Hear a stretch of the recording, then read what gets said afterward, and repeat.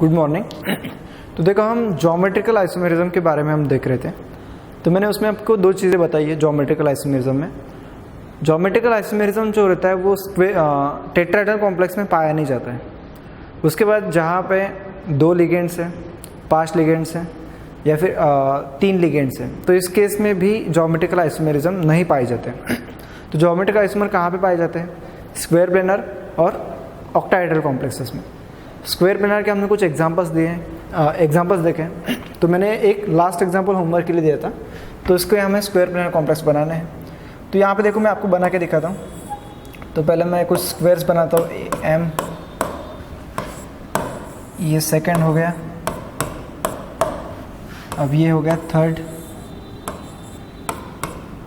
अब देखो आपको क्या करना है। अब पहले क्या करो, NH3 को यहाँ पे फिक्स रखो, NH3 को यहाँ पे रखो, 3 जगह पे NH3 सेम रखो, NH3 को चेंज नहीं करना है। ये पोजीशन मैंने फिक्स रखी है, NH3 को मैंने फिक्स रखा है। अब NH3 के अकॉर्डिंग एक बार ट्रांस पे PY लेना है, एक बार ट्रांस पे SCN लेना है और एक बार ट्रांस पोजीशन पे NO2 लेना है।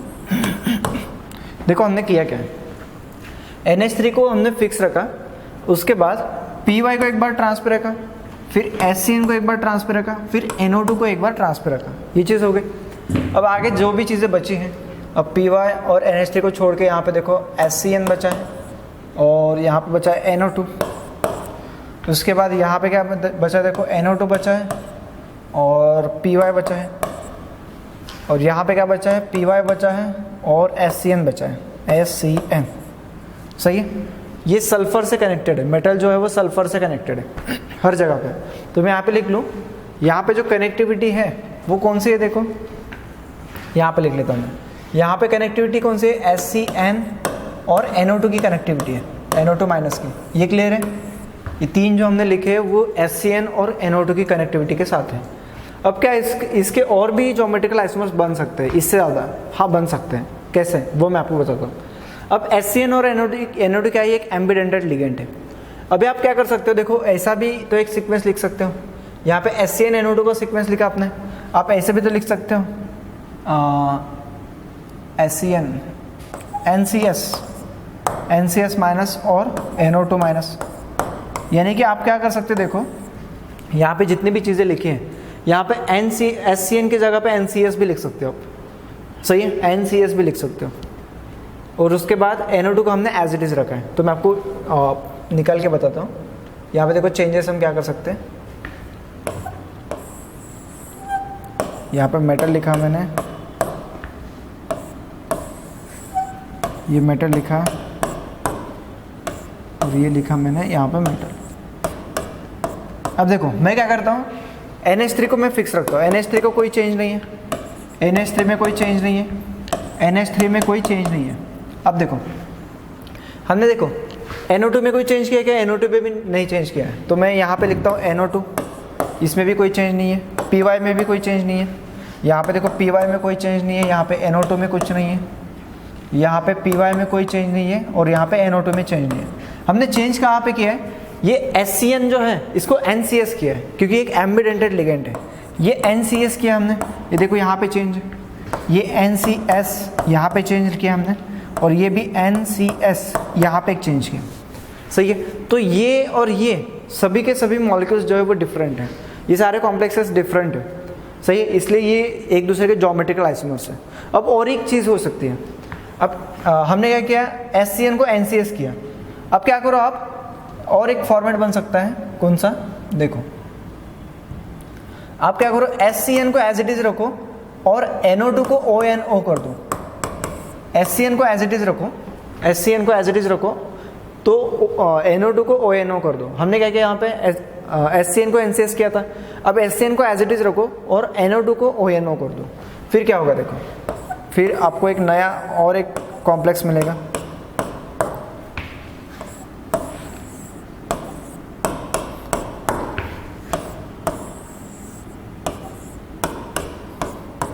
देखो अब क्या करना है, देखो आपको NH3 में तो कोई चेंज नहीं है, PY में भी कोई चेंज नहीं है। तो मैं NH3 PY पहले लिख लूँ, ये NH3 और ये PY, यहाँ पे लिखा मैंने NH3 और ये लिखा मैंने PY, इसमें कोई चेंज नहीं है।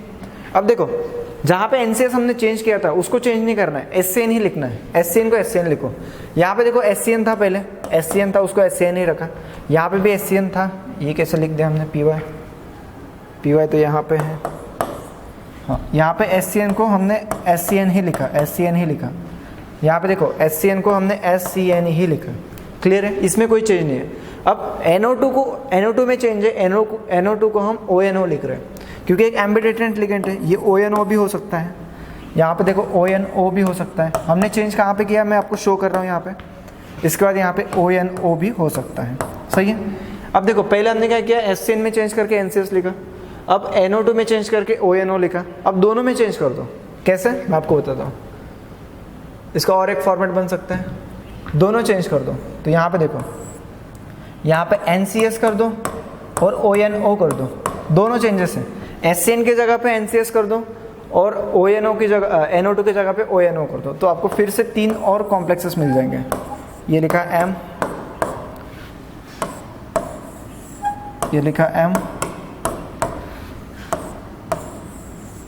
ये लिखा M। तो यहाँ पे फिर से और 3 कॉम्प्लेक्सेस मिल जाएंगे। अब देखो NH3 को मैं एज इट इज रखता हूँ, NH3 में कोई चेंज नहीं है, PY में कोई चेंज नहीं है, NH3 में कोई चेंज नहीं है, यहाँ पे PY में कोई चेंज नहीं है, ये NH3 एज इट इज है और ये PY में एज इट इज है। अब देखो, अब यहाँ पे देखो, ये SCN को चेंज किया हमने NCS से, ये चीज़ होगी। अब ONO तो यहाँ पे पहले से ऑलरेडी है, यहाँ पे पहले NO2 था तो हमने ONO किया। अब यहाँ पे देखो, यहाँ पे ONO किया हमने, ये एक चेंज है, और ये NCS है, ये एक चेंज है। यहाँ पे 2 चेंजेस हैं, यहाँ पे ONO एक चेंज है और यहाँ पे NCS है, NCS। तो इस तरीके से ये एक ज्योमेट्रिकल आइसोमर्स बनते हैं। तो total number of geometrical isomers कितने हैं, देखो हम लिख सकते हैं यहाँ पे, total number of geometrical isomer is equal to 12। तो मैं फिर से आपको शो करके बताता हूँ। हाँ, तो हमारे पास ये क्वेश्चन था, इसमें सिर्फ यही लॉजिक है कि SCN और NCS 2 एम्बिडेंटेड लिगेंड है, तो हम उसको SCN और NCS दोनों तरीके से लिख सकते हैं।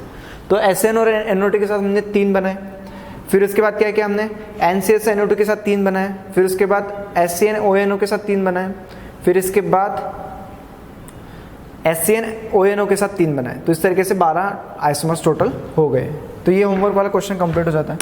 अब इसके आगे जो क्वेश्चन है, हम ऑक्टाहेड्रल ज्योमेट्री में 2 क्वेश्चंस देख चुके हैं, तो ये 3rd क्वेश्चन है, MA3B3 टाइप का क्वेश्चन है। तो यहाँ पे देखो, ये थोड़ा डिफरेंट टाइप का क्वेश्चन है, तो मैं इसके बारे में आपको बता दूं।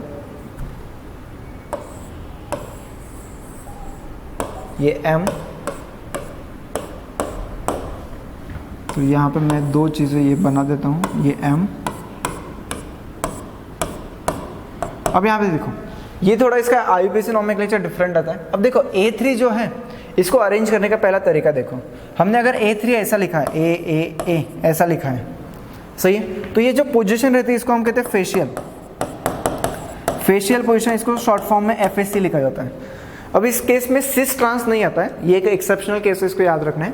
जब हम MA3B3 टाइप का कोई भी मॉलिक्यूल रहता है तो उसको A इस तरीके से आप अरेंज करते हो, तो इसको हम कहते हैं फेशियल पोजीशन, इसको शॉर्ट फॉर्म में FSC भी लिखा जाता है। और अगर आप ऐसे अरेंज करते हो A तो इसको कहा जाता है मेरिडोनल। क्या कहा जाता है इसको? मेरिडोनल पोजीशन, मेरिडोनल। इसको मर भी कहा जाता है, MER, मर शॉर्ट फॉर्म में। तो फेशियल और मेरिडोनल ये इसके 2 ज्योमेट्रिकल आइसोमर्स बनते हैं। किसके लिए? सिर्फ इसी पर्टिकुलर क्वेश्चन के लिए, MA3B3 टाइप का जो क्वेश्चन रहता है, इसके लिए हम पर्टिकुलरली कहते हैं कि इसके फेशियल और मेरिडोनल ये 2 ज्योमेट्रिकल आइसोमर्स बनते हैं। और पोजीशंस किसको कहते हैं? देखो इसी पोजीशन को, A इस सीक्वेंस में लिखा है तभी वो फेशियल है, अगर A इस सीक्वेंस में लिखा है तभी वो मेरिडोनल है। बाकी जगह पे आप B अरेंज कर सकते हो, ये देखो मैंने बाकी जगह पे B एज इट इज रखा है। इसको याद रखना है इसी तरीके से। तो आप इसको कह सकते हैं number of geometrical isomer. Number of GI कितने बन रहे हैं? 2।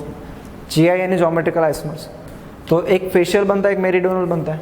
अब ये इसका एग्जांपल है, सिर्फ आपको क्या करना है, A की जगह पे Cl रखना है, B की जगह पे NH3, सही, NH3 ट्राइस रखना है। तो इस तरीके से क्वेश्चन खत्म हो जाता है। आगे देखते हैं। इसके बाद MAA2 और A2 टाइप का मॉलिक्यूल है यहाँ पे। अब यहाँ पे देखो इसको हम कैसे सॉल्व करेंगे, ये मैंने लिखा M, इसके बाद और एक बनाएंगे हम यहाँ पे, ये M लिखा मैंने यहाँ पे। चलो अब देखो AA2 ये क्या है, सिमेट्रिकल बाइडेंटेड लिगेंड। मैंने आपको बताया था स्मॉल ABCD जो रहते हैं वो मोनोडेंटेड लिगेंड रहते हैं, कैपिटल AA जो रहता है वो सिमेट्रिकल बाइडेंटेड लिगेंड रहता है, और कैपिटल AB जो रहता है सिमेट्रिकल अनसिमेट्रिकल बाइडेंटेड लिगेंड रहता है। तो ये मैंने आपको शुरू में बताया था। तो यहाँ पे A लिखा है, इसका मतलब क्या है, सिमेट्रिकल बाइडेंटेड लिगेंड। तो उसका एग्जांपल भी है, मैं वो भी समझाऊंगा आपको। पहले हम अब देखो यहाँ पे सिस और ट्रांस जो रहता है वो AA के अकॉर्डिंग रहता है, यानी कि सिस ट्रांस जो है वो AA के अकॉर्डिंग होता है, सही है। अब देखो आपने अगर ऐसा किया है, मान लो आपने AA को सिस पे रखा है एक बार और AA को ट्रांस पे रखा है, तो इस केस में ये हो गया सिस और ये हो गया ट्रांस यहीं पे, यानी कि सिस ट्रांस हम किसके अकॉर्डिंग कहते हैं, cis trans AA small ambidentate ligand जो रहता है। इसी एग्जांपल के लिए ये चीज़ें हर एग्जांपल के साथ चेंज होती है। जैसे A3B3 टाइप का है, पिछला देखा हमने, वो फेशियल मेरिडियनल होता है। और भी कुछ एग्जांपल्स में अलग अलग एटम्स के साथ हम सिस ट्रांस कंसिडर करते हैं, क्लियर है। तो यहाँ पे देखो, यहाँ पे हमने क्या किया, ये जो A2 मॉलिक्यूल लिखा है इसके अकॉर्डिंग सिस ट्रांस हम कह रहे हैं। तो ये हो गया सिस और ये हो गया ट्रांस। अब देखो AA हम कैसे लिखते हैं, ये AA मैंने यहाँ पे लिखा है, तो देखो AA मैंने यहाँ पे लिखा है, इसके बाद ये AA मैंने यहाँ पे लिखा है। अब यहाँ पे ये लाइन गुजारना आपको भूलना नहीं है, ये लाइन जो है वो निकालनी है, ये मैंने जो लाइन निकाली है ये हमेशा निकालनी है, क्योंकि ये AA जो है वो बाइडेंटेड लिगेंड है, ये एक दूसरे के साथ जुड़े हुए रहते हैं। अब सिंपली कैपिटल A ऐसा नहीं लिख सकते हो, क्लियर है। इस केस में भी देखो यहाँ पे मैंने A लिखा और यहाँ पे A लिखा, तो ये एक दूसरे के साथ जुड़े हैं, यहाँ पे A लिखा यहाँ पे A लिखा, तो ये भी एक दूसरे के साथ जुड़े हैं। तो इस तरीके से दो स्ट्रक्चर कंप्लीट हो जाते हैं। अब देखो ऐसे ही COEN ट्वाइस Cl2 का कैसे बना सकते हैं, देखो यहीं पे बना देते हैं। एग्जाम्पल क्या है, COEN ट्वाइस। अब देखो ये हो गया CO,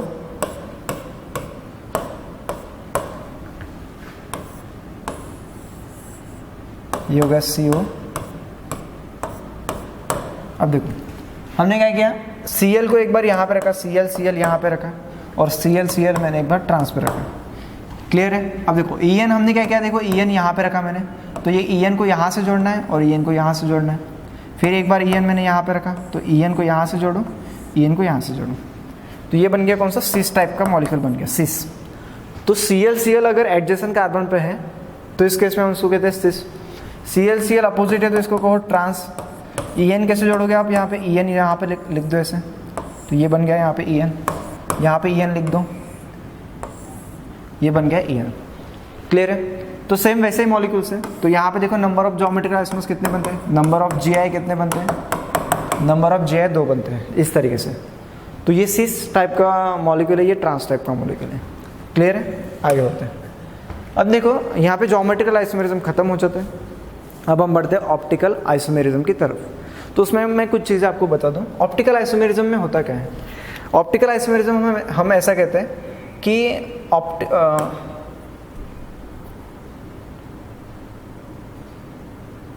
हम ऐसा कहते हैं, टू शो ऑप्टिकल आइसोमेरिज्म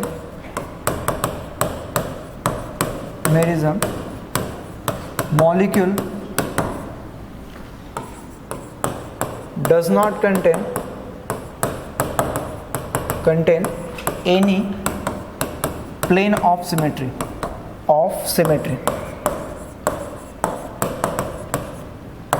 एक स्टेटमेंट ऐसा है कि कोई भी मॉलिक्यूल अगर कोई भी कॉम्प्लेक्स या फिर मॉलिक्यूल जो है वो ऑप्टिकल आइसोमेरिज्म तभी शो करता है कि जब उसमें कोई भी सिमेट्री ना हो। हम ऐसा कहते हैं, एक जनरल स्टेटमेंट है कि उसमें कोई सिमेट्री ना हो।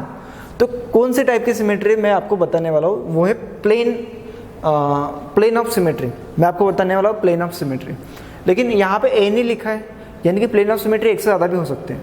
तो यहाँ पे देखो प्लेन ऑफ सिमेट्री जो रहते हैं वो हम टोटल देखने वाले 6 टाइप के प्लेन ऑफ सिमेट्री, यानी कि आपको क्या करना है, हर मॉलिक्यूल के अंदर 6 टाइप के प्लेन ऑफ सिमेट्री देखनी है, क्लियर है। हर मॉलिक्यूल के अंदर 6 टाइप के प्लेन ऑफ सिमेट्री देखनी है। अगर मान लो किसी मॉलिक्यूल के अंदर प्लेन ऑफ सिमेट्री प्रेजेंट है तो वो ऑप्टिकली इनएक्टिव है, ऑप्टिकली इनएक्टिव है। और किसी मॉलिक्यूल के अंदर प्लेन ऑफ सिमेट्री प्रेजेंट नहीं है तो इसके कंडीशन में वो ऑप्टिकली एक्टिव होता है, ऑप्टिकली एक्टिव होता है।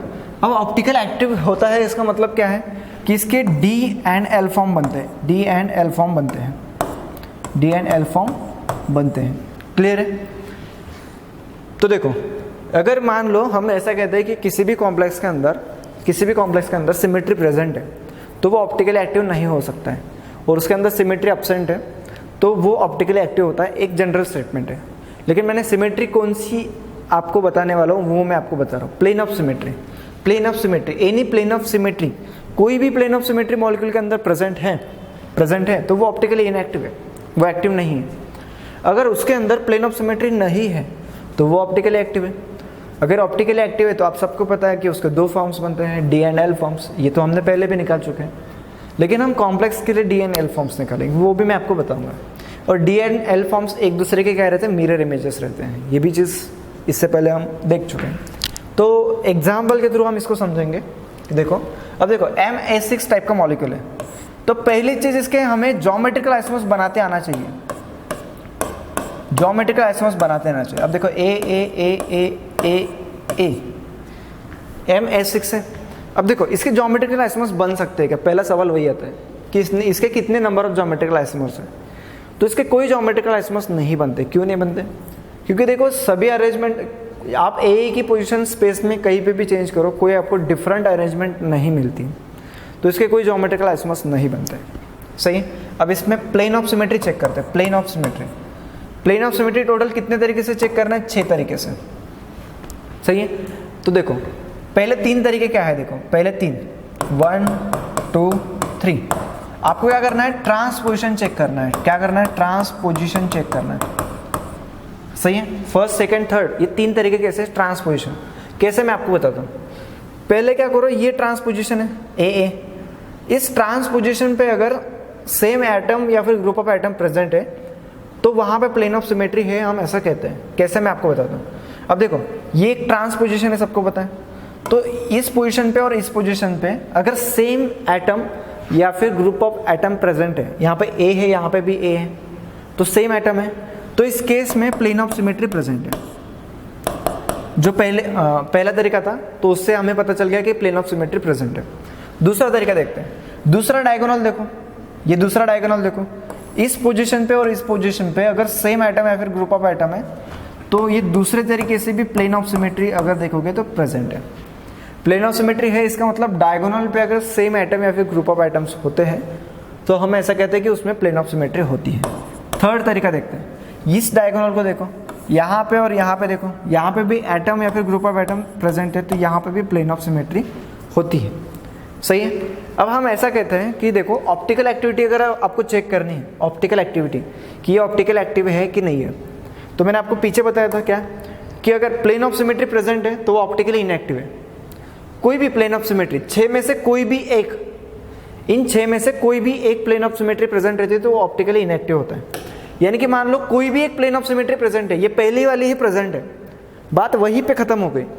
अगर कोई भी प्लेन ऑफ सिमेट्री प्रेजेंट है तो हमें यहीं पे पता चल गया कि ये ऑप्टिकली इनएक्टिव है, ऑप्टिकली इनएक्टिव है।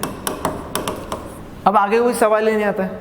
कोई भी एक पोजीशन पता चल गई, कहीं पे भी एक भी प्लेन ऑफ सिमेट्री आपको मिलती है 6 में से एक भी, आप कोई भी दे दो, कोई भी निकालो, एक भी मिलती है तो वो ऑप्टिकली इनएक्टिव है। सही है। ऑप्टिकल एक्टिव तभी होता है जब 6 के 6 प्लेन ऑफ सिमेट्री ना हो। क्लियर है। अब ये चीज़ हो गई, ये तो मैं आपको बता रहा हूँ कि देखते किस तरीके से। उसके बाद देखो उसके आगे हमें क्या करना है, देखो 3 4 5 6 ये कैसे देखते हैं हम, ये क्या करते हैं, डायगोनली कट करते हैं, डायगोनली कट करना है। सही है। डायगोनल कट करना है, फिर सिमेट्री चेक करनी है। कैसे? देखो मैंने क्या किया, यहाँ से कट किया, यहाँ से कट किया। अब देखो ऐसा मैंने कट किया।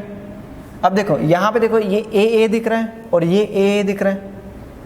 सही है। अगर मान लो आपने ऐसा कट किया है तो ये ए और ये ए, तो मैं शो करता हूँ ऐसे इस पेन से। सही है। ये देखो ये ए और ये वाला ए सेम है। अगर आपने ऐसा कट किया है सपोज मान लो, तो ये दो ए सेम है और ये दो ए सेम है, ये और ये सेम है, ये और ये सेम है, क्लियर है, ये दोनों सेम है। ऐसे जब हम ऐसा कट करते हैं तो जिस टाइम हम इस ऐसे डायगोनली कट करते हैं तो डायगोनल पे जो एलिमेंट है उसको छोड़ देना है। हम अगर डायगोनली कट करते हैं तो डायगोनल वाले एलिमेंट्स को छोड़ देना है, और यहाँ पे जो दो एलिमेंट्स है, यहाँ पे दो एलिमेंट्स है, इनको कंपेयर करना है, सही है। तो इन दोनों को कंपेयर करके देखो, ये सेम है, हाँ सेम है, तो ये फोर्थ नंबर की भी प्लेन ऑफ सिमेट्री प्रेजेंट है, फोर्थ नंबर की भी प्लेन ऑफ सिमेट्री प्रेजेंट है, सही है। तो हम ऐसा लिखते हैं 4 नंबर की जो प्लेन ऑफ सिमेट्री है वो भी प्रेजेंट है यहाँ पे। आगे देखते हैं, अब क्या करना है, हमने ऐसा कट किया, अब ऐसा कट करो। मान लो मैंने ऐसा कट किया, मैंने जो हाथ रखा है ये ऐसा कट है। अब ये जो कट किया है आपने, तो इस पोजीशन के जो एलिमेंट्स है और इस पोजीशन के एलिमेंट्स है इनको छोड़ दो, सही है। जो कट किया है आपने उन दो पोजीशंस के एलिमेंट्स को छोड़ देना है, इन दो पोजीशंस के एलिमेंट्स को आपको क्या करना है, छोड़ देना है। फिर क्या करना है, देखो ऐसा कट किया, सपोज मान लो आपने ये वाला कट किया, यहाँ से कट किया, ये वाला कट किया, तो आपको क्या करना है, इन दोनों को कंपेयर करके देखो, इन दोनों को, ये ए और ये ए, क्या ये सेम है, हाँ सेम है। इन दोनों को कंपेयर करके देखो, ये ए है, ये भी ए है, ये भी सेम है, तो इन दोनों को इन दोनों के साथ कंपेयर करके देखो, अगर ये दोनों सिमेट्रिकल हैं, सेम है, तो फिर हम कहते हैं कि फिफ्थ नंबर की भी प्लेन ऑफ सिमेट्री प्रेजेंट है, फिफ्थ नंबर की भी प्लेन ऑफ सिमेट्री प्रेजेंट है। अब 6 नंबर की कैसे होती है, बीच में से काटना है, तो मॉलिक्यूल कैसे बीच में से काटो। अब बीच में से काटने के बाद देखो, बीच में से काटने के बाद इस पोजीशन पे जो भी एलिमेंट्स हैं उनको छोड़ देना है, इस पोजीशन पे जो भी एलिमेंट्स हैं उनको छोड़ देना है। अब लेफ्ट और राइट वाला पार्ट सेम है क्या, देखो ये ए है, ये भी ए है, लेफ्ट और राइट वाला पार्ट सिमेट्रिकल दिख रहा है आपको, तो इसका मतलब क्या है कि वो यहाँ पे भी प्लेन ऑफ सिमेट्री प्रेजेंट है। तो ये एक ऐसा एग्जाम्पल है कि इसमें 6 के 6 प्लेन ऑफ सिमेट्री प्रेजेंट है, क्लियर है। तो मैंने आपको बताया कि प्लेन ऑफ सिमेट्री किस तरीके से देखते हैं। 6 में से एक भी प्लेन ऑफ सिमेट्री अगर होती है तो वो मॉलिक्यूल ऑप्टिकली इनएक्टिव होता है, क्लियर है। आगे एक क्वेश्चन और एक देखेंगे हम, यहाँ पे देखो MA5B, तो इसकी भी अरेंजमेंट देखते हैं। M, ये A B। अब देखो इसकी भी ज्योमेट्रिकल आइसोमर्स नहीं बनते, इसके ज्योमेट्रिकल 0 ही बनते हैं। अब B को कहीं पे भी रखो तो अरेंजमेंट तो सेम ही है, सीक्वेंस जो रहता है वो A B वही सीक्वेंस रहने वाला है। तो अब इसमें सिमेट्री चेक करते हैं, सही है। तो प्लेन ऑफ सिमेट्री देखो, पहली, दूसरी, तीसरी, चौथी, पांचवी और छठवीं, 6 के 6 प्लेन ऑफ सिमेट्री देखेंगे हम। तो पहले से प्लेन ऑफ सिमेट्री के डायगोनल पे जो एलिमेंट है वो सेम है क्या, यहाँ पे देखो, इस यहाँ पे पहली प्लेन ऑफ सिमेट्री, तो पहली प्लेन ऑफ सिमेट्री है, यहाँ पे डायगोनल पे जो एलिमेंट्स है वो सेम है। दूसरी प्लेन ऑफ सिमेट्री चेक करो, ये वाली, तो ये दूसरी भी प्लेन ऑफ सिमेट्री जो है वो है, क्योंकि यहाँ पे भी डायगोनल एलिमेंट सेम है। तीसरी प्लेन ऑफ सिमेट्री चेक करो, यहाँ पे ए और बी, ये एलिमेंट सेम है क्या, नहीं, डिफरेंट है, तो थर्ड प्लेन ऑफ सिमेट्री यहाँ पे नहीं है, सही है। आगे देखो फोर्थ प्लेन ऑफ सिमेट्री, यहाँ से कट करना है, यहाँ से कट करना है, ये देखो ये कट हो गया, यानी कि हमें क्या करना है, देखो यहाँ से कट करना है, देखो यहाँ से दिख रहा है, हाँ ये कट करना है। अब यहाँ से जब कट करते हैं तो जहाँ से आपने कट किया है वो मॉलिक्यूल्स को छोड़ देना है, ये मॉलिक्यूल को छोड़ दो, इन दोनों को कंपेयर करो, इन दोनों को इन दोनों के साथ कंपेयर करो। अब देखो ए तो सेम है, लेकिन ए बी सेम है क्या, नहीं है, ये ए है, ये बी है, ये दोनों डिफरेंट है, दिख रहा है आपको, ये ए और ये बी, ये दोनों डिफरेंट है। तो इसका मतलब क्या है कि यहाँ पे ये प्लेन ऑफ सिमेट्री नहीं है, फोर्थ वाली प्लेन ऑफ सिमेट्री यहाँ पे नहीं है। अब देखो, अब देखते हैं फिफ्थ प्लेन ऑफ सिमेट्री। अब क्या करो, ऐसा कट करके देखो, ये वाला कट करके देखो, ये वाला जब कट करते हो आप तो इन दोनों को कंपेयर करो, ए बी है, इन दोनों को कंपेयर करो, ए, ये तो सेम है लेकिन ये ए भी डिफरेंट है, ए भी डिफरेंट है। इसका मतलब क्या है कि डिफरेंट है, इसका मतलब यहाँ पे भी प्लेन ऑफ सिमेट्री नहीं है, सही है। सिमेट्री यानी सेम होना चाहिए। अब देखो 6 नंबर की प्लेन ऑफ सिमेट्री कैसे देखोगे, बीच में से कट करो मॉलिक्यूल को, तो मॉलिक्यूल को अगर बीच में से कट करते हो तो देखो लेफ्ट और राइट वाला पार्ट सेम दिख रहा है आपको, हाँ सेम है, तो यहाँ पे प्लेन ऑफ सिमेट्री प्रेजेंट है। तो देखा जाए तो यहाँ पे 3 प्लेन ऑफ सिमेट्री है, 3 प्लेन ऑफ सिमेट्री नहीं है। लेकिन एक भी प्लेन ऑफ सिमेट्री होती है तो ये ऑप्टिकली इनएक्टिव होता है, ऑप्टिकली इनएक्टिव ही होता है। एक भी प्लेन ऑफ सिमेट्री प्रेजेंट है तो वो ऑप्टिकली इनएक्टिव ही होता है। नेक्स्ट एग्जांपल भी बढ़ते हैं। यहाँ पे देखो M84B2, तो यहाँ पे मैं मॉलिक्यूल डायरेक्टली आपको निकाल के बताता हूँ। इसके ज्योमेट्रिकल आइसोमर्स हम देख चुके हैं, तो ज्योमेट्रिकल आइसोमर्स में निकाल लेता हूँ पहले। ये BB लिखा मैंने, ये A, अब ये लिखा मैंने M, ये BB लिखा मैंने A, ये बन गया हमारा सिस, ये बन गया हमारा ट्रांस। अब देखो यहाँ पे देखो, अब हमें क्या करना है, इसके अंदर प्लेन ऑफ सिमेट्री चेक करनी है। तो पहली चीज़ देखो, अब क्या करना है, सिंपली डायगोनल पे देखो A लिखा है, तो इसका मतलब यहाँ पे प्लेन ऑफ सिमेट्री प्रेजेंट है, कोई भी हो। अब मैं सारे के सारे प्लेन ऑफ सिमेट्री निकाल के नहीं बताऊंगा, मैं आपको सिर्फ उसका आंसर बताऊंगा कि देखो यहाँ पे डायगोनली देखो, पहले 3 प्लेन ऑफ सिमेट्री वही चेक करेंगे। तो यहाँ पे डायगोनल A प्रेजेंट है तो प्लेन ऑफ सिमेट्री है, इस डायगोनल पे प्लेन ऑफ सिमेट्री नहीं है, यहाँ पे भी प्लेन ऑफ सिमेट्री नहीं है, लेकिन ये प्लेन ऑफ सिमेट्री शो करता है। क्लियर है? तो प्लेन ऑफ सिमेट्री प्रेजेंट है, तो ये क्या हो गया, ऑप्टिकली इनएक्टिव, ऑप्टिकली इनएक्टिव हो गया। सीधी सी बात है कि वो ऑप्टिकली इनएक्टिव हो गया। कोई भी प्लेन ऑफ सिमेट्री प्रेजेंट है, कोई भी, तो वो ऑप्टिकली इनएक्टिव है। इस केस में देखो, इस केस में BB, यहाँ पे BB दिख रहा है आपको, तो BB ये सेम एलिमेंट है, तो इसका मतलब यहाँ पे प्लेन ऑफ सिमेट्री प्रेजेंट है। अगर डायगोनली, कोई भी डायगोनली, यहाँ पे A भी है, A भी, ये भी हो सकता है, A भी, ये भी हो सकता है, कोई भी 6 में से कोई भी एक भी प्लेन ऑफ सिमेट्री आपको दिखती है। डायगोनली देखो, कहीं पे भी सेम एलिमेंट्स या फिर ग्रुप ऑफ एटम्स दिखते हैं आपको, तो उस केस में प्लेन ऑफ सिमेट्री होती है। तो ये भी क्या होता है, ऑप्टिकली इनएक्टिव होता है। ये भी क्या होता है, ऑप्टिकली इनएक्टिव होता है। तो ये दोनों ऑप्टिकली इनएक्टिव है। क्लियर है? नेक्स्ट एग्जांपल देखते हैं। अब देखो ये 4 नंबर का MA4BC, इसको भी हम निकालेंगे। मैंने ये M लिखा,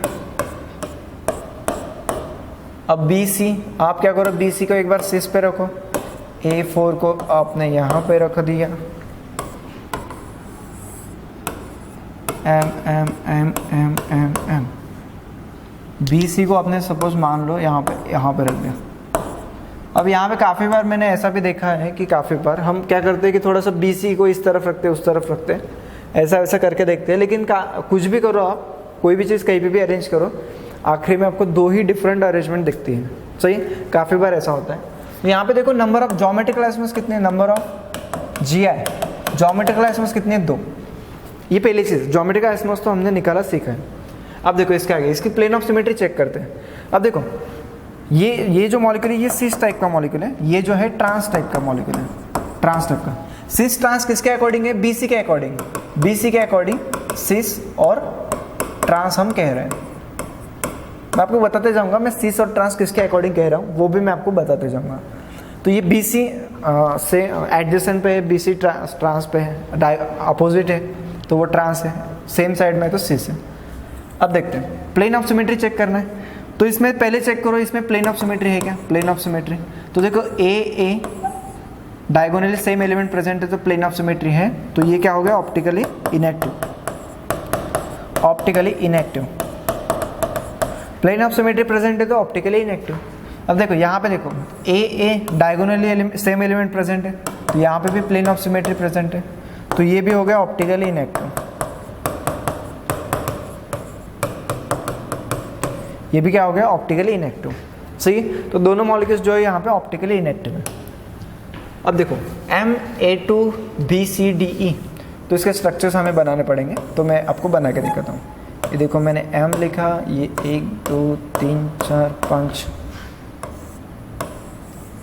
M लिखा मैंने 1 2 3 4 5 6, यहाँ पे लिखा मैंने M, ये M लिखा 1 2 3 4 5। तो मैं पहले ये बॉक्सेस बना देता हूँ, 1 मिनट।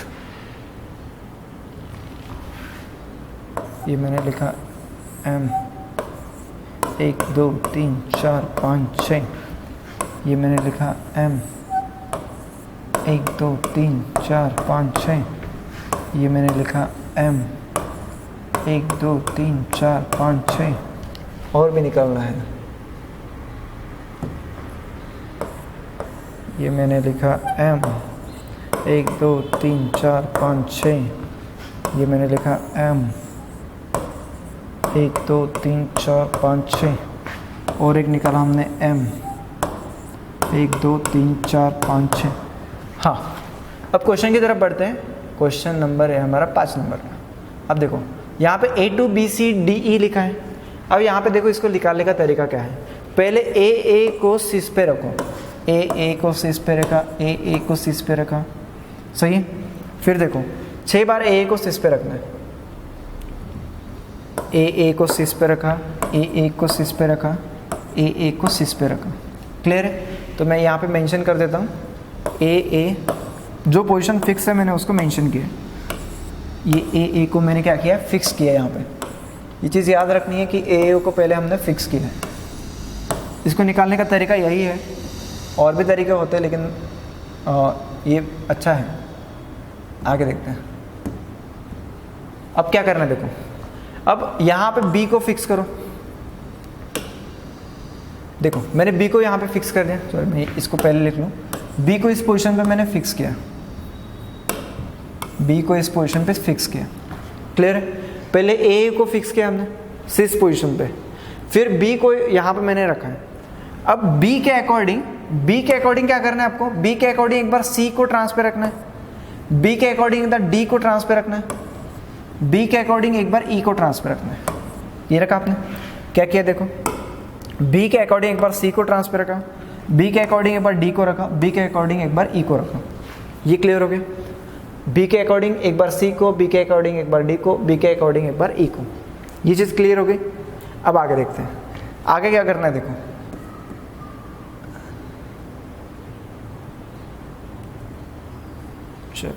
तो मैं यहाँ पे क्या करता हूँ, आपको यहाँ पे मॉलिक्यूल लिखा के देता हूँ M A to B C D E। अब आपको क्या करना है, ये मॉलिक्यूल है हमारे पास।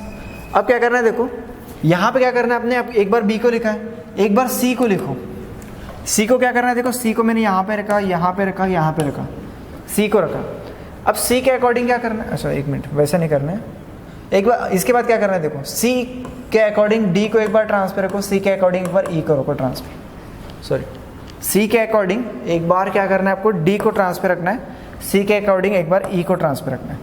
देखो मैंने क्या किया, C के अकॉर्डिंग एक बार D को ट्रांसफर रखा है और C के अकॉर्डिंग एक बार E को ट्रांसफर रखा है। उसके बाद देखो मैं और एक बार लिखता हूँ इसको, M A to B C D E।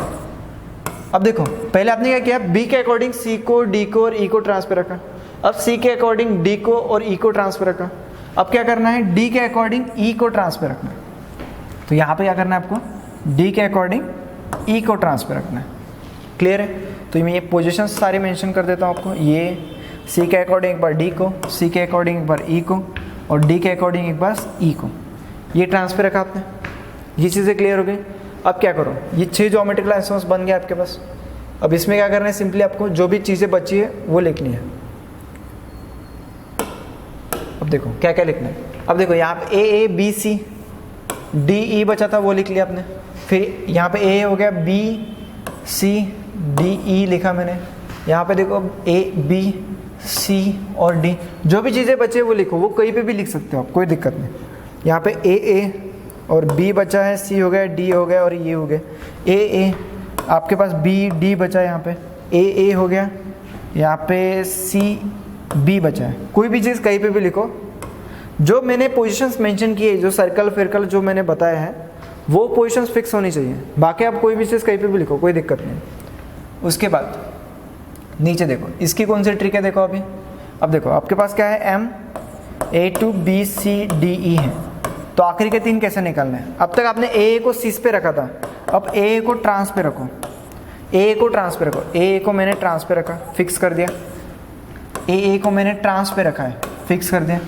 A को मैंने ट्रांस पे रखा है, फिक्स कर दिया। पहली चीज़ A को मैंने ट्रांस पे रखा है।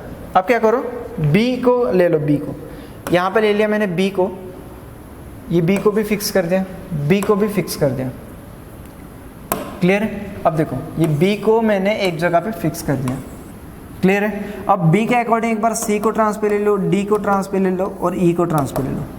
B के अकॉर्डिंग एक बार C को लेना है, B के अकॉर्डिंग एक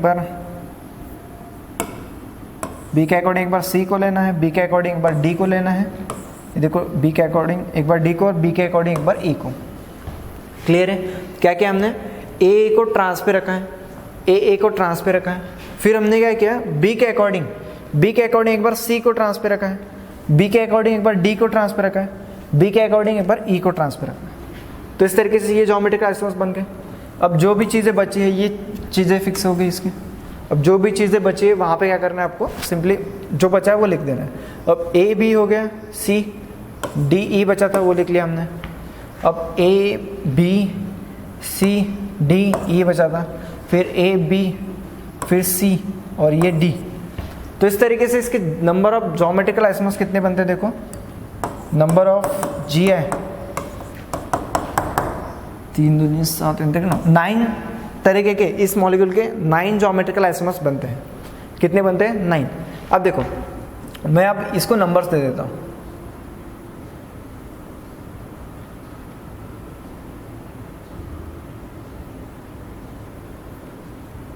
अब देखो मान लो ये पहला ज्योमेट्रिकल आइसोमर है हमारा, ये वाला जो ज्योमेट्रिकल आइसोमर है मैंने इसको लिख दिया 1, ये है सेकंड वाला, ये है थर्ड, और इसके नीचे जो है फोर्थ, ये फिफ्थ, ये सिक्स्थ, ये 7, ये 8 और ये 9। अब देखो इनमें आपको अभी आपको क्या करना है, अब हमने क्या किया, ज्योमेट्रिकल आइसोमेरिज्म चेक किया। अब आपको क्या करना है, इसमें ऑप्टिकल एक्टिविटी चेक करनी है, यानी कि क्या करना है आपको, प्लेन ऑफ सिमेट्री चेक करना है। तो मैं आपको बता दूं प्लेन ऑफ सिमेट्री चेक करना है हमें। अब यहाँ पे देखो, यहाँ पे हमें 6 तरीके की प्लेन ऑफ सिमेट्री चेक करनी है। अब डायगोनल एलिमेंट सेम है क्या? नहीं है। यहाँ पे डायगोनल एलिमेंट्स है क्या? सेम नहीं है। यहाँ पे है क्या? नहीं है। तो पहली 3 प्लेन ऑफ सिमेट्री नहीं है। अगली 3 देखते हैं। आप ऐसा कट करके देखो, क्या ये दोनों सेम है? नहीं है। अब एक बार आप ऐसा कट करके देखो, ऐसा वाला, ये डायगोनल कट करके देखो, क्या ये दोनों एलिमेंट सेम है? नहीं है। अब एक बार क्या करो, बीच में से कट करो इसको, बीच में से, और लेफ्ट और राइट वाला पार्ट सेम है क्या? नहीं है। इसका मतलब यहाँ पे कोई प्लेन ऑफ सिमेट्री नहीं है, इसमें कोई भी प्लेन ऑफ सिमेट्री नहीं है। इसका मतलब ये ऑप्टिकली एक्टिव है। अब आपको क्या करना है, ये first, second, third, fourth, fifth, sixth, सही है। अब फर्स्ट टू सिक्स जो बॉक्सेस है हमारे पास, मैं यहाँ पे लिख लूँ,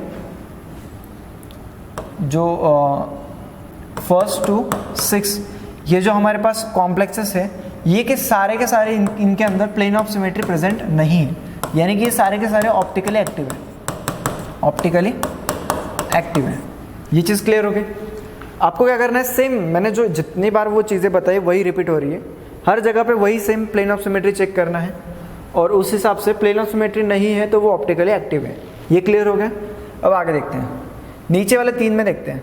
अब नीचे वाले 3 में हमने किया क्या है, ए को ट्रांस पे रखा है, तो यहाँ पे प्लेन ऑफ सिमेट्री प्रेजेंट है। ए ट्रांस पे सेम एलिमेंट प्रेजेंट है, यानी डायगोनली या फिर ट्रांसपोजिशन पे सेम एलिमेंट प्रेजेंट है, तो प्लेन ऑफ सिमेट्री है।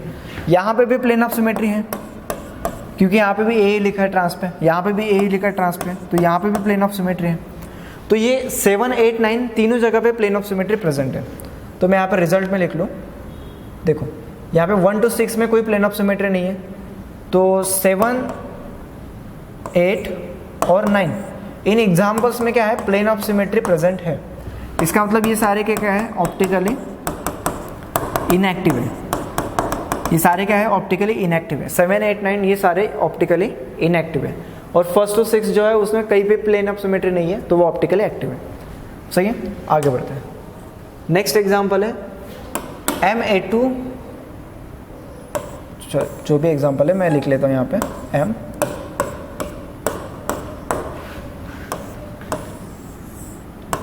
ये M। तो इसके 2 ज्योमेट्रिकल आइसोमर्स बनते हैं। अब हमें ज्योमेट्रिकल आइसोमर्स तो बनाते आना चाहिए, तो मैं वो तो चीज़ नहीं बताऊंगा ये ज्योमेट्रिकल आइसोमर्स कैसे बन रहे हैं। अब मैं डायरेक्टली निकालूंगा इसको।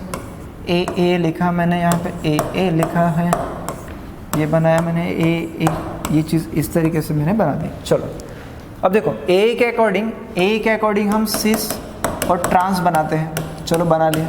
नंबर ऑफ ज्योमेट्रिकल आइसोमर्स इसमें 2 है, ये है हमारा सिस, ये है हमारा ट्रांस। अब देखो इसमें क्या करना है, पहली चीज़ जो हम यहाँ पे कितनी प्लेन ऑफ सिमेट्री लगती है। अब देखो डायगोनली जो देखते हैं हम, यहाँ पे देखो ये डायगोनली सेम एलिमेंट है ऐसा कहते हैं हम। तो जब बाइडेंटेड लिगेंड रहता है तो पहले 3 प्लेन ऑफ सिमेट्री यहाँ पे नहीं लगती। तो जो पहले 3 प्लेन ऑफ सिमेट्री हैं प्लेन ऑफ सिमेट्री, पहली प्लेन ऑफ सिमेट्री, दूसरी और तीसरी है plane of symmetry, plane of symmetry, plane of symmetry. कौन सी वाली ये डायगोनली वाली, डायगोनल भी कह सकते हैं या फिर ट्रांसपोजिशन वाली। ट्रांसपोजिशन जो हम चेक करते हैं, सही है, ट्रांसपोजिशन जो चेक करते हैं हम, सही है। कैसे ट्रांसपोजिशन चेक करते हैं, देखो ये ट्रांसपोजिशन पे सेम एलिमेंट है क्या, यहाँ पे सेम एलिमेंट है क्या, यहाँ पे सेम एलिमेंट है क्या। ये जो प्लेन ऑफ सिमेट्री चेक करते हैं, ये तीनों के तीनों प्लेन ऑफ सिमेट्री एप्लीकेबल नहीं है, तीनों के तीनों प्लेन ऑफ सिमेट्री एप्लीकेबल नहीं है। किसके लिए, जब ऐसे बाइडेंटेड लिगेंड रहता है, ए जो है ये बाइडेंटेड, कोई भी बाइडेंटेड लिगेंड आता है तो पहली 3 प्लेन ऑफ सिमेट्री यहाँ पे नहीं लगती है और दूसरी 3 लगती है, कट करने वाली लगती है। तो देखो यहाँ पे कट करके देखो, इसको बीच में से कट करो पहले, तो लेफ्ट और राइट में अगर सेम पार्ट दिख रहा है कि आपको, नहीं, ये स्मॉल है ये कैपिटल है, तो पार्ट डिफरेंट है। इसको यहाँ से कट करके देखो, तो यहाँ पे देखो, यहाँ पे ए दिख रहा है आपको, सेम है, लेकिन यहाँ पे जो है वो डिफरेंट है, ये दिख रहा है आपको, ये डिफरेंट है, सही है, तो ये भी प्लेन ऑफ सिमेट्री नहीं है। अब आपको क्या करना है, ऐसे कट करके देखना है, ऐसे ये वाला कट करके देखना है। यहाँ पे देखो स्मॉल ए है, यहाँ पे कैपिटल है, तो ये भी प्लेन ऑफ सिमेट्री नहीं है। तो इसका मतलब यहाँ पे 6 के 6 प्लेन ऑफ सिमेट्री नहीं है, सॉरी, पहले 3 प्लेन ऑफ सिमेट्री तो आप देख ही नहीं सकते हो, सही है, पहले 3 प्लेन ऑफ सिमेट्री ट्रांसपोजिशन वाले देख ही नहीं सकते हो, कट करने वाले देख सकते हो, सही है। मैं यहाँ पे लिख लूँ, कट करने वाले प्लेन ऑफ सिमेट्री जो रहती है, ऐसे कट करते हैं, ऐसा कट करते हैं, ऐसा कट करते हैं, तीनों कट करने वाले प्लेन ऑफ सिमेट्री यहाँ पे मौजूद है, सही है। तो देख सकते हो आप, सिर्फ देख सकते हो, तो वहाँ पे प्लेन ऑफ सिमेट्री नहीं है, तो ये क्या हो गया, ऑप्टिकली एक्टिव हो गया, ये क्या हो गया, ऑप्टिकली एक्टिव हो गया। क्लियर है, इसके बारे में देखते हैं। अब देखो यहाँ पे क्या होता है कि आप जो है वो एक ही प्लेन ऑफ सिमेट्री देख सकते हो, शुरू वाली जो मैंने आपको बताया, फर्स्ट, सेकंड और थर्ड, इसमें से आप एक प्लेन ऑफ सिमेट्री देख सकते हो, कौन सी, ये वाली। ये ट्रांसपोजिशन पे क्या होता है कि यहाँ पे भी मोनोडेंटेड लिगेंड है, यहाँ पे भी मोनोडेंटेड है। यहाँ पे देखो मैं ऐसा लिखता हूँ, यहाँ पे भी मोनोडेंटेड लिगेंड है और यहाँ पे भी मोनोडेंटेड लिगेंड है, दोनों जगह पे मोनोडेंटेड लिगेंड है। इसकी वजह से यहाँ पे भी मोनोडेंटेड लिगेंड है, यहाँ पे भी मोनोडेंटेड लिगेंड है, तो आप जो है वो ट्रांसपोजिशन वाली प्लेन ऑफ सिमेट्री यहाँ पे देख सकते हो, यहाँ पे देख सकते हो। इसी के लिए यहाँ पे देखो, अगर आप यहाँ पे देखते हो तो ये एक बाइडेंटेड लिगेंड है, ये एक बाइडेंटेड है, बाइडेंटेड लिगेंड है, और ये बन जाता था एक मोनोडेंटेड लिगेंड, मोनोडेंटेड लिगेंड। तो ये मोनोडेंटेड और बाइडेंटेड लिगेंड में हम ट्रांसपोजिशन चेक नहीं कर सकते, ये चीज़ याद रखनी। ऐसे मोनोडेंटेड बाइडेंटेड में आप ट्रांसपोजिशन चेक नहीं कर सकते, सही है। तो और आप ये बाइडेंटेड यानी यहाँ पे बाइडेंटेड लिगेंड है और यहाँ पे भी बाइडेंटेड लिगेंड है, तो इस केस में भी आप क्या कर सकते हो, यहाँ पे भी आप प्लेन ऑफ सिमेट्री चेक नहीं कर सकते हो। क्यों? क्योंकि बाइडेंटेड लिगेंड में प्लेन ऑफ सिमेट्री चेक ही नहीं होती, पहली 3। तो यहाँ पे देखो, यहाँ पे दोनों भी मोनोडेंटेड लिगेंड है, तो आप ये पोजीशन चेक कर सकते हो, सही है। तो यहाँ पे देखो सेम एलिमेंट है, तो प्लेन ऑफ सिमेट्री प्रेजेंट है, तो ये ऑप्टिकली इनएक्टिव है, ये ऑप्टिकली इनएक्टिव हो गया। क्या हो गया ये? ऑप्टिकली इनएक्टिव, इसका मतलब, सही है। तो इस तरीके से ये एग्जाम्पल खत्म हो जाता है। मैं आपको एक एग्जाम्पल बताता हूँ। यहाँ पे देखो MAA2, MAA ट्वाइस और AB, ये आपको होमवर्क के लिए एग्जाम्पल है। इसके आप ज्योमेट्रिकल आइसोमर्स कितने बनते हैं वो बनाओ, और उसके बाद प्लेन ऑफ सिमेट्री भी चेक करना है। Thank you.